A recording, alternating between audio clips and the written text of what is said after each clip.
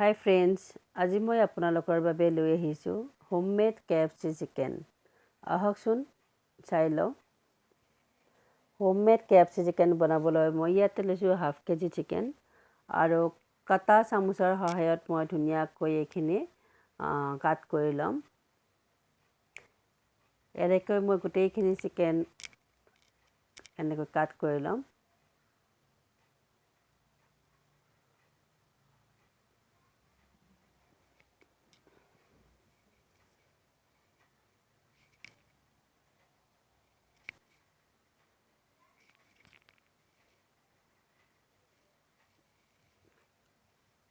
মই গোটেইখিনি চিকেন কাট কৰি ল'লোঁ। এতিয়া মই ইয়াত নিমখ এচামুচ,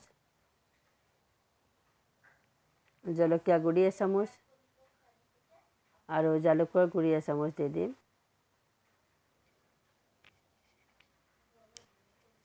এতিয়া মই ইয়াত ভিনেগাৰ দিম।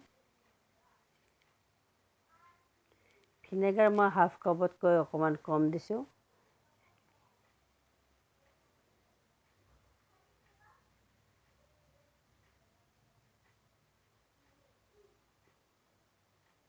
আদা নহৰু পেষ্ট দিম মই এচামুচ।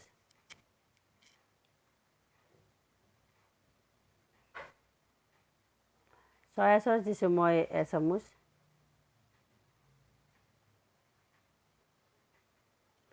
এতিয়া মিশ্ৰণখিনি মই এবাৰ ধুনীয়াকৈ লৰাই ল'ম।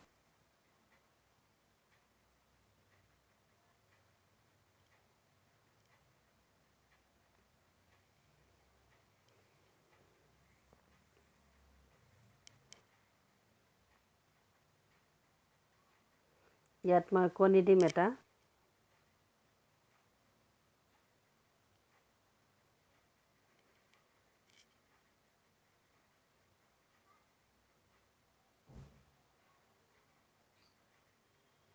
এইখিনি আপোনালোকে ধুনীয়াকৈ হাতেৰে মিলাই ল'ব।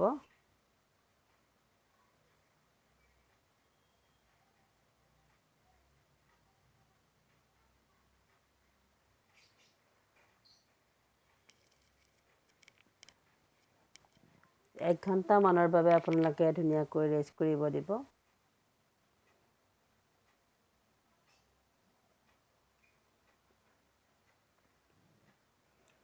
ইয়াত লেমন এফাল চেপি দিব।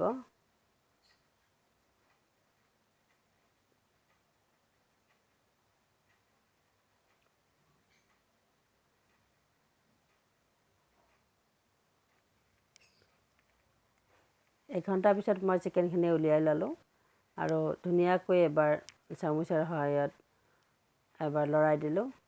এতিয়া মই আপোনালোকক দেখুৱাম কেনেকৈ ইয়াৰ কোটেশ্যনৰ কাৰণে বস্তুখিনি ৰেডি কৰি লওঁ। ইয়াত মই 2টা কণী দি দিছোঁ।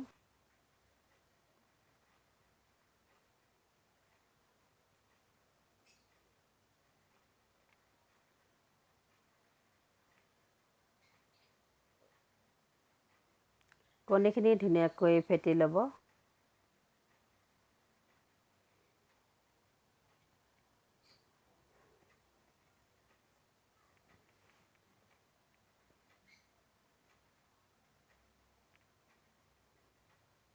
এইখিনি মছলা মই পাউডাৰৰ লগত মিক্স কৰিম।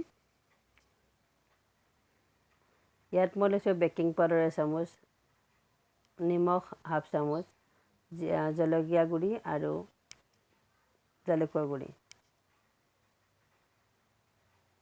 বেকিং পাউডাৰ হাফ চামুচ মই দি দিলোঁ, নিমখ হাফ চামুচ দিলোঁ, জালুকৰ গুড়ি হাফ চামুচ আৰু জলকীয়া গুড়ি হাফ চামুচ। এইখিনি মই ধুনীয়াকৈ মিক্স কৰি ল'ম।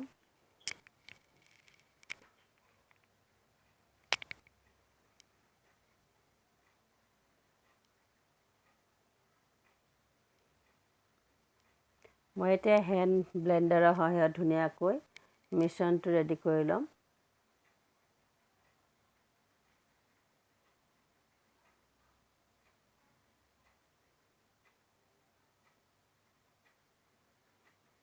এই মিশ্ৰণটো মোৰ ৰেডি হৈ গৈছে।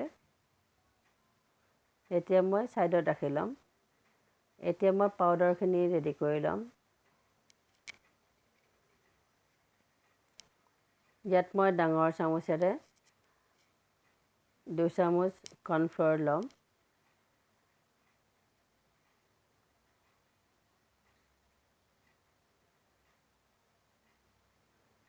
কৰ্ণফ্ল'ৰ মই লৈছোঁ 2 চামুচ।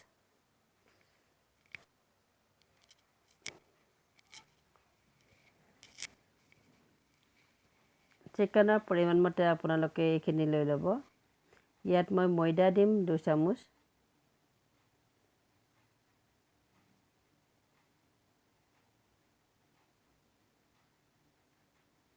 এতিয়া মই বেকিং পাউডাৰ 1/2 চামুচ দিছোঁ।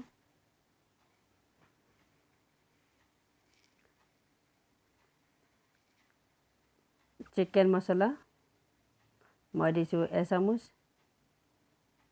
জালুকৰ গুড়ি 1/2 চামুচ, জলকীয়া গুড়ি 1 চামুচ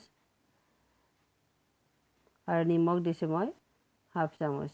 এইখিনি মই ধুনীয়াকৈ মিলাই ল'ম।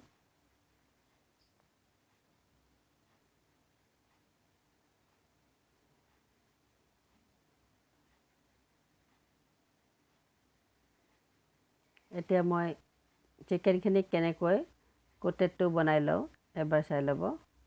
মই এনেকৈ কণীৰ যিখিনি লিকুইড বনাই ৰাখিছিলোঁ তাত ডিপ কৰি ল'লোঁ। এতিয়া আকৌ মই ময়দা আৰু কৰ্ণফ্ল'ৰৰ মিশ্ৰণটোত এবাৰ ডিপ কৰি ল'ম। ভালদৰে লগাই ল'ব।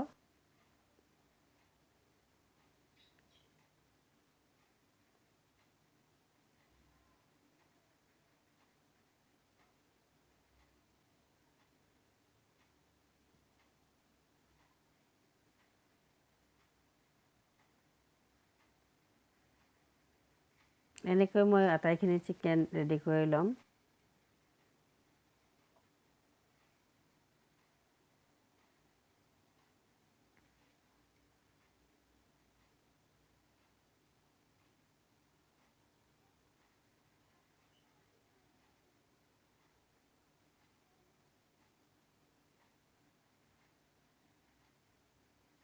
চিকেনখিনি মোৰ ৰেডি হৈ গৈছে। এতিয়া মই কেৰাহী এখনত তেল দি দিছোঁ। তেলখিনি গৰম হৈ গৈছে। মই এপিচ এপিচ কৰি চিকেনখিনি দি দিম আৰু যিমানখিনি চিকেন আহে সিমানখিনি চিকেন দি দিব, কাৰণ অকণমান ডিপ ফ্ৰাই হ'লে ভাল হয়। এতিয়া মোৰ এই 10 মিনিটমান ৰাখিব। মই বাকী থকা চিকেনখিনি দি দিলোঁ।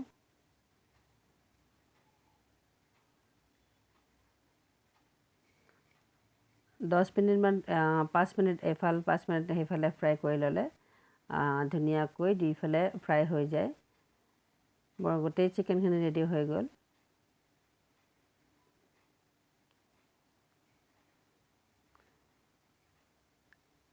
এতিয়া মই মায়োনিজ আৰু টমেটো চচৰ লগত ছাৰ্ভ কৰিছোঁ। মোৰ ভিডিঅ'টি চাই কেনে পালে প্লিজ জনাব। Bye bye.